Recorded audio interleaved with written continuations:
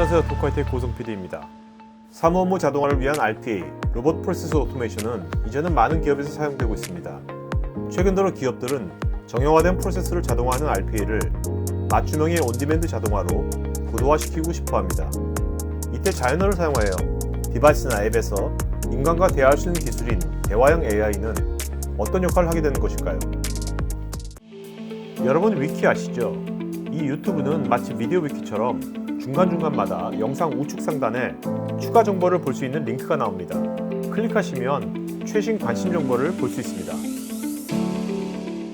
어제도 사실 그 얘기를 했는데 RPA를 하시다가 이제 지금 뭐 100만 시간 줄였다, 50만 시간 줄였다 그 얘기를 하시면서 진짜 우리가 줄였을까? 이제 이런 고민을 많이 하시기는 하는데 이제 그분들의 이제 고민이 RPA는 사실은 구동 자체가 기본적으로 스케줄 베이스로 걸던가 그렇죠. 아니면 이메일이 왔을 때 그 이메일 베이스로 트리거링에 대해서 돌아가기 시작을 해요. 정형화된 프로시저로 네. 가는 거지. 근데 이제 얘는 온디맨드가 돼버리는 거예요. 내가 필요할 때 예를 들면 어제도 저희한테 말씀해 주신 게 저희가 RPA를 지금 한 200개 정도 만들어 놨는데 이거를 가만 보니까 아침 6시에 돌리라고 하는데 야 이거를 그냥 내가 담당자가 나 오늘 좀 아침에 일찍 회의가 있어서 5시에 돌리고 싶어. 그럼 그냥 앱에서 돌려. 그러면 그렇게 해서 돌릴 수 없을까요? 그러면서 여태까지 저거를 그럼 모바일 앱을 따로 만들어야 되나? 이런 고민을 했다는 거죠. 그래서 제가 이거 모바일을 못하러 만드냐? 어차피 당신네 사내 메신저 있지 않냐?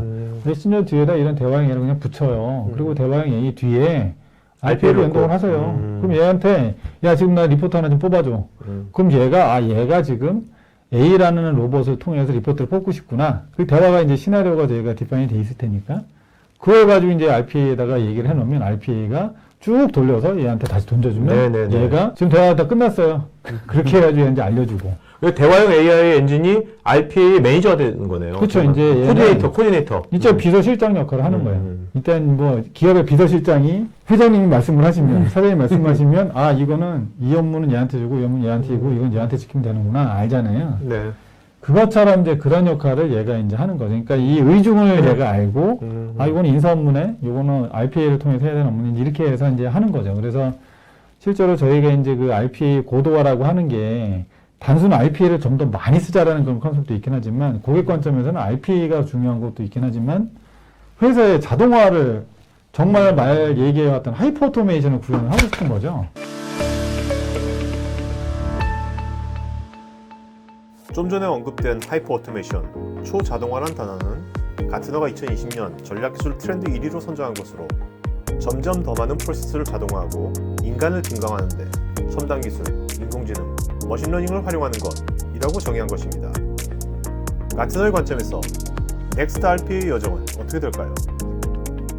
가트너 리포트에 보면 하이퍼 오토메이션, 그 다음에 총체적인 경험, 그 두 가지 영역과 이 대화형 AI라는 기술이 굉장히 타이틀리 커플되어 있습니다. 그래서 이제 그 부분을 보시면 그래도 대화형 AI라는 기술이 전체 어떤 그 전략적인 기술 트렌드 안에도 굉장히 중요한 영역으로 포지셔닝하고 있다는 걸 보실 수 있고 거의 대부분의 고객들이 하는 질문이 이겁니다.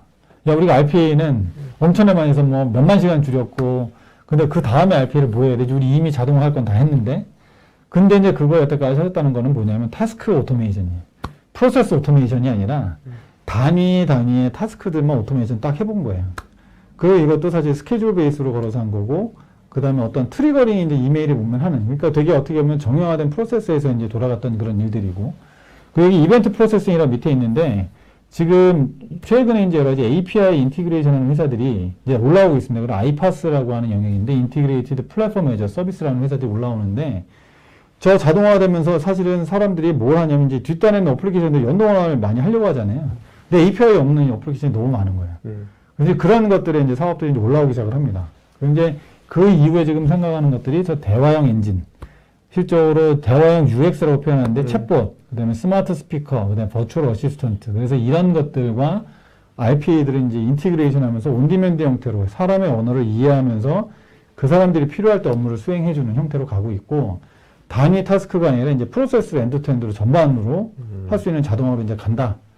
라고 해서 이제 저런 영역이 이제 가운데 영역이 지금 현재로는 우리나라의 고객분들이 저한테 되게 많이 질문을 하는 영역 중에 하나입니다. 그리고 이제 그게 이제 진화가 되면 저기 보시는 것처럼 디지털 오퍼레이션, 디지털 옵스라고 이제 표현하기도 하고 어떤 경우는 디지털 헤드쿼터라는 단어도 이제 나오기 시작을 해요. 그래서 그런 쪽 이제 진화가 되고 있어서 RPA를 여태까지 많이 해보셨다. 그럼 이제는 단위 타스크 기반이 아니라 이걸 이제 진주도 이제 꿰어야 뭐라고 서만 분석이 된다 그러잖아요. 그것처럼 이제 그것들을 하나하나 이제 꿰는 작업들을 시작하셔야 되고 그런 의미에서 이제 프로세스 오토메이션과 그 안에 기반이 되는 휴머널 인터랙션 할 수 있는 대화형 AI 기술들을 같이 고민을 하시면 하이퍼 오토메이션을 가는 굉장히 중요한 스텝스톤이 될 수 있다고 이제 보고 있는 거고요. 여기서 RPA 고도화 실제 사례가 궁금하시면 우측 상단 링크를 클릭해 보세요. 이게 이제 2023년도. 그래서 보면 이제 뭐 다른 것들은 저희가 잘 모릅니다. 저는 저한테 관심 있는 것만. 근데 뭐 한 크게 세 가지 정도가 이 대화형 AI랑 연결이 되지 않을까. 근데 가장 많이 연결되는 슈퍼앱이라고 하는 영역에 보면 어떤 하나의 앱을 통해서 굉장히 다양한 것들을 연동하고 연결하는 것들을 거기에 이제 언급을 하셨더라고요. 근데 대화형 AI가 사실 그런 기능을 합니다. 지금 쓰고 계시는 슬랙이나 팀스나 다양한 메신저 뒤에 대화형 AI를 끼워놓고 그 뒤에 다양한 어플리케이션들을 연동하는. 그럼 기존의 메신저 이런 것이 슈퍼앱이 되겠네. 그쵸, 이제 얘가 이제 슈퍼앱이 되겠죠. 거네요. 그래서 실제로 그런 시도를 좀 굉장히 많이 하고 계시고요. 그걸 이제 슈퍼앱이라고 가트너가 디파인한 건 아닌가라는 생각은 합니다. 이게 정답인지 아닌지 모르지만. 관점인 거죠, 뭐 그냥. 저의 관점입니다. 그래서 실제로 예전에 저게 No UI라고 하는 컨셉도 있었어요. 이제 앞으로 어플리케이션의 UI가 필요 없어. 난 얘한테만 얘기하면 얘가 알아서 할 거야. 그렇지. 그러다가 이거 유저 매뉴얼 같은 거는 이제 안 만들 거야. 야, 너는 예를 들면 지금 CRM 툴에 뭔가를 업데이트한다. 그러면 요즘에는 어떤 기술이 있냐면 야, 나 이거 지금 업데이트 해줘. 고객 이름이 이거고 이거야. 그럼 딱 치면 얘가 의도를 딱딱 인식해서 그거 안 맞춰서 업데이트 다 해놔요. 그럼 굳이 내가 CRM 툴에 가든 SAP에 가든 뭐 HRM에 가서 뭔가를 업데이트 할 필요 없이 는 얘한테만 얘기를 하면 얘가 알아서 말씀드린 인공지능 비서 역할을 하는 거예요. 네네네. 그리고 이제 디지털 이뮨 시스템이라고 해서 저것들도 이제 자동화에 대한 시스템들의 요건들이 좀 많아진다. 그래서 저런 것들이 요즘에 아까 말씀드린 아이파스 솔루션들이라든가 RPA라든가 이런 것도 이제 저기 안에다 들어가지 않을까 싶은 생각이 있는 거고 어플라이드 업저버빌리티라고 하는 것도 보면 가시성에 대한 얘기들이 있더라고요. 그래서 저희 같은 경우는 고객하고 이제 대화형 AI를 통해서 여러 가지 인터랙션을 시작을 하잖아요. 모든 것들이 다 로그 파일도 떨어집니다. 그럼 회사의 오퍼레이션에 대한 것들이 어떻게 움직이는지 다 볼 수가 있는 거예요. 네네네네. 이 시점에서는 직원들이 이런 걸 많이 물어보는구나. 이런 것들은 이렇게 일이 벌어지는구나. 그래서 그런 것들이 디지타이즈 되면 실질적으로 직원의 경험이라는 것들을 정량화시킬 수 있는 거죠. 사실 그동안 우리 KMS랑 지식관리 시스템 나온 지가 벌써 20년이 넘었는데 네네. 지식관리 시스템의 가장 큰 난제가 뭐였냐면 어떻게 하면 암묵적 지식을 직원들의 경험을 자산화시킬 거냐 네네네. 회사에 쉽지 않거든요 지금. 네네. 근데 대화형 AI를 하다 보면 네. 지금 말씀하시는 자연스럽게 그런 지식이나 경험이 디지털 녹여 자산으로 들어가죠. 네. 네.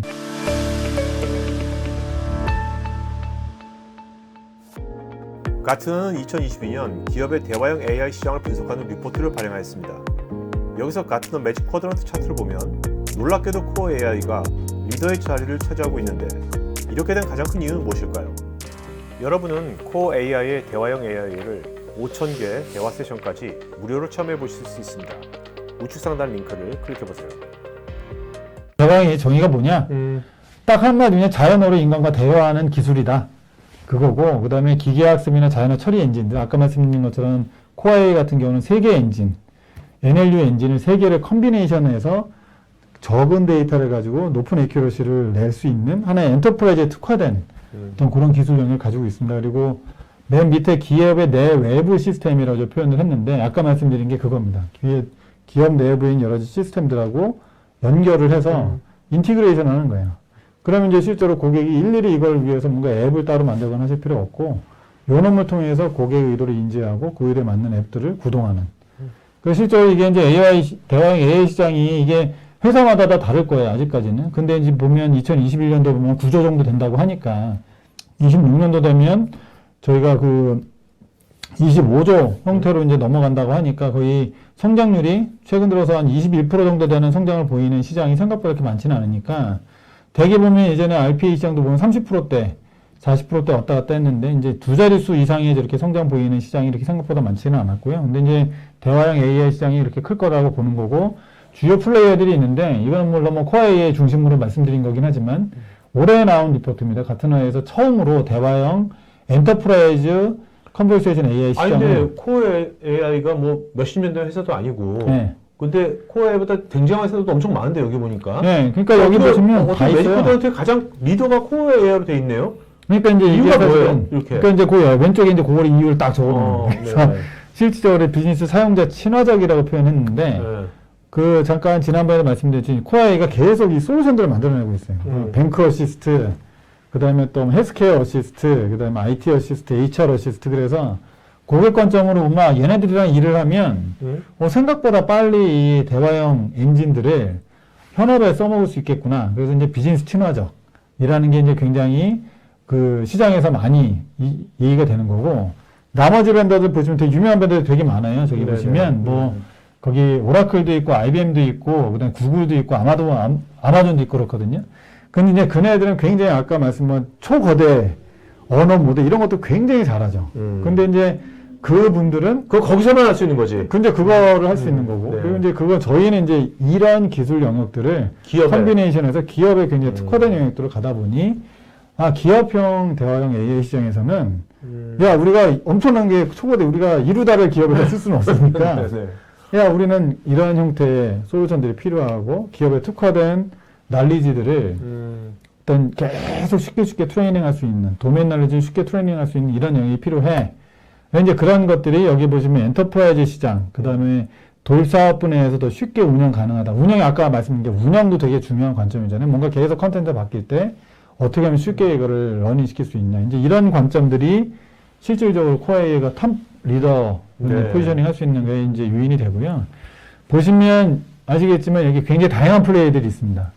그 얘기는 이 시장이 굉장히 핫하다는 그런 의미이기도 하고 거의 대부분의 업체들이 이 시장에 들어와 있고 기업용 대화형 AI 관련 가트너 리포트의 상세 정보는 우측 상단 링크 클릭해보세요. 근데 이제 저희는 이제 대화형 AI라고 하는 하나의 이제 요소 기술이라고 보고 이게 이제 실제로 고객 관점으로 보면 이제 인공지능 비서, 디지털 비서 뭐 이런 형태로 저희 이제 포지셔닝에서 저희가 이제 계속 세일즈를 좀 하고 있죠. 그래서 이런 비서, 인공지능 비서를 활용을 해서 기업의 직원과 고객 경험을 한번 같이 혁신을 해보시죠. 라고 이제 저희가 요즘 얘기를 하고 있고. 여기서 잠깐 궁금증이 됩니다. 얼핏 보면 동일하게 앱에서 수행되는 챗봇과 대화형 AI는 도대체 무엇이 다른 걸까요? 챗봇은 일종의 저희가 정형화되어 있는 대화만 메뉴 따라 메뉴만 들어갑니다. 실질적으로 챗봇이라고 하는 건 거기다 자연어를 넣거나 하는 그런 기능은 별로 없고 거의 대부분이 그냥 메뉴바 형식으로 되어 있고 이 메뉴바가 지정하는 그 라우트를 그 디파인이 안 되면 아예 이거는 그냥 답변을 못하는 경우가 그래서 많고. 챗봇하다 이탈하는 일이 많잖아요. 하다가 이제 답변을 못하는 경우가 대부분이고요. 그리고 이제 챗봇이 이제 한계가 있는 게 대화의 모든 시나리오를 다 상상을 해서 거기다 만들어 놓을 수가 없으니까 실질적으로 이제 저희 같은 경우는 단순 FAQ는 응답하는 걸로만 한다라고 하면 사실 챗봇으로도 충분히 할 수 있는데 고객이 사실은 단순 대화만 하려고 이제 이런 툴들을 활용하시는 게 아니라 굉장히 다양한 걸 하고 싶어 하시거든요. 그러니까 이제 예를 들면 내가 뒷단에 있는 뭔가 시스템이나 이런 것들, 어플리케이션들하고 연동을 해서 뭔가를 하고 싶어 하시는 경우도 있는데 챗봇은 기본적으로 그거를 하기가 어려운 구조입니다. 그래서 이제 챗봇은 그냥 단순 질의응답, 왜 이제 거기에서만 딱 멈춰져 있는 거고 실질적으로 이제 대화형 AI 같은 경우는 자연어 처리 기술도 이게 머신러닝 기술도 이런 것들이 많이 들어가기 때문에 답변을 못할 경우는 제가 계속 얘를 트레이닝 시키면 이게 답변의 율이 굉장히 많이 빨리 올라갑니다. 근데 네. 이제 챗봇은 트레이닝이라고 하는 것 자체가 사실은 없어요. 그냥 때려듣는 거. 그 나중에 또 말코딩으로 사람들이 그렇죠. 고쳐야 되고 또 네. 하려면. 그래서 그런 것들 때문에 요즘에는 점점 챗봇이라고 하는 단어는 거의 쓰지를 않으시고 네. 왜냐하면 회사 내부에서 이미 챗봇 가지고 지난 몇 년을 프로젝트 하셨다가 많이 이제 활용 안 하시는 케이스들이 워낙 많아져서 그래서 여기에 이제 자연어 처리 기술들이 이제 저희가 탑재가 되기 시작을 하고 그리고 실제로 굉장히 많은 다양한 그 메신저들, 회사에서 쓰는 메신저들하고 인티그레이션이 되면서 대화형 AI라는 기술이 중간에 들어감으로 인해서 기존에 쓰고 계시던 메신저, 기존에 쓰고 계시는 뭐 팀즈든 슬랙이든 뭐 네이버 메신저 이런 메신저들의 날개를 달아들 수 있는 거예요. 그러니까 얘하고만 커뮤니케이션하면 얘가 뒤에 다양한 어플리케이션들을 다 연동할 수도 있고 굉장히 다양한 컨텐츠를 여기다가 러닝을 시켜서 답변을 시킬 수도 있고. 그러니까 내가 이미 익숙한 그 UI는 그쵸. 기존에 있던 메신저 UI를 하고 네. 이 뒤에 이제 대화형 AI 엔진이 있어가지고 네네네. 얘가 이제 인텔리전트하게 자연어 처리를 하고 또 말씀하신 대로 뭔가 학습을 해가지고 계속 학습을 해가지고 네네. 환경에 맞는 것들을 계속 개선시키고 네네. 그런 거네요. 네. 코어 AI의 대표적 기능들이 알고 싶다면 우측 상단 링크 클릭해보세요. 마지막으로 이번 웨비나에 참석한 기업 관계자들과의 Q&A를 살펴보겠습니다. 혹시 이 영상 같은 비디오 위키 제작이 필요하시거나 여러분의 고객들에게 업다는 유튜브 컨텐츠를 만들고 싶으시면 우측 상단 링크를 클릭하셔서 다양한 포트폴리오를 구경해 보십시오. 재밌는 질문이에요. 현실적이고. RPA가 많이 알려져서 도입을 준비하는 기관도 검토하는 기관도 있을 것 같은데 벌써 넥스트 RPA라니요. 시장의 변화를 따라가지 못하는 것 같습니다. RPA를 도입하기 위해 준비하고 있는 기관에서는 그렇다면 앞으로 변화를 예측하고 원점에서 검토를 다시 해봐야 하지 않을까 싶은데 어떻게 될까요? 예. 아, 참, 이게 되게 어려운 질문이시고요. 그래서 네. 사실 RPA가 시작한 게 2017년도, 16년도, 17년도부터 이제 RPA라는 단어가 나오기 시작을 했고, 이제 많은 분들이 이제 프로세스를 자동화를 하긴 하셨어요. 근데 이제 이게 자동화라는 게 이제 한계가 이제 나오기 시작을 하니까, 그래서 그런 부분들 때문에 이제 처음에는 로봇까지 모든 걸 다 하실 거라고 생각을 했었는데, 어쨌든 사람이 포함돼야 된다고 생각하시기도 했고, 실질적으로 이제 고려해야 되는 그런 어플리케이션도 많다 보니까, 그래서 지금 뭐, 왜 중국이 처음에 망으로 깔려고 그러다가 무선으로 그냥 바로 넘어가는 그렇죠, 것처럼, 그렇죠. 그것처럼 아예, 그럼 지금 원점에서 재검토를 한다라는 거 보면 뭐 다시 처음부터 그 되게 큰 일이시니까 이제 지금 현재 RPA 계속 가시면서 거기에 새로운 기술 요소들을 네. 하나씩 파일럿 형태로 접목을 해서 가보시는 게 훨씬 더 효과적이고 현실적이지 않으실까라는 생각을 합니다. 네. 그러니까 이제 김현진님께서는 그 회사의 전체 자동화를 하기 위한 그쵸. 프로세스를 분석할 때 네. RPA 관점으로 분석할 게 아니라 네. 이런 대화형 AI 관점까지 포함되는 네네네. 그런 분석을 하시는 게 좋을 것 같아요. 그렇죠, 그죠? 그렇죠. 그러니까 엔드 투 엔드로 이제 지금 타스크의 자동화라기보다는 거기서 집중하셨다라고 하면 이제 회사의 전체 프로세스 관점으로 우리가 어떤 것들을 어떤 기술 요소들을 거기다가 접목을 해야 될지 그런 것들을 고민해 보시면 더 좋지 않으실까 싶습니다. 기업의 기관계 시스템이 ERP와 대화형 RPA를 연결해서 타스크 자동화가 아닌 프로세스 자동화를 구현한 사례가 있는지요? 예, 기본적으로 이제 저게 ERP라고 하는 시스템에 지금 뭐 많이 쓰시는 SAP부터 시작해서 다양한 시스템들이 있는데 실제 그 API를 연동을 해서 ERP 시스템에 직접 들어가지 않고 저희가 이제 대화형 AI 어떤 그 화면에서 모든 ERP에 관련된 업무들을 처리하시는 그런 사례들은 좀 있고요. 그리고 기본적으로 그게 영역이 예를 들면 이제 아까 그 뒤에 이제 그 B2B 쪽도 많이 말씀을 하실 것 같은데 이제 그 파트너 실제 이제 서플라이어들 이제 그런 분들을 이제 지원하는 어떤 그런 시스템으로도 연결을 합니다. 그래서 단위 태스크가 아니라 예를 들면 파트너 경험이다. 그럼 이제 실제 저희가 공급업체가 저희 회사하고 어떤 대화들을 주로 하는지 어떤 프로세스를 그 수행을 해가지고 그 업무들을 하시는지를 좀 한번 보시면 이게 단순한 단위 업무들 뿐만이 아니라 실제 공급업체와 어떤 그 업체 실제 저희 회사와 이제 관계들을 이제 대화형으로 연결을 해서 하는 부분들도 있고 이게 ERP뿐만이 아니라 ERP 그다음에 그렇죠, CRM, 뭐. SCM 이런 쪽도 다 같이 연동을 해서 쓸 수 있습니다. 여기 왼쪽에 관련 영상이 있으니 클릭해보세요. 제가 진행하는 테크 전문 방송 토크IT에서 하는 토크형 웨비나에 한번 참여해보시면 어떨까요? 여러분의 좋아요와 구독은 지속적인 컨텐츠 제작에 큰 힘이 됩니다.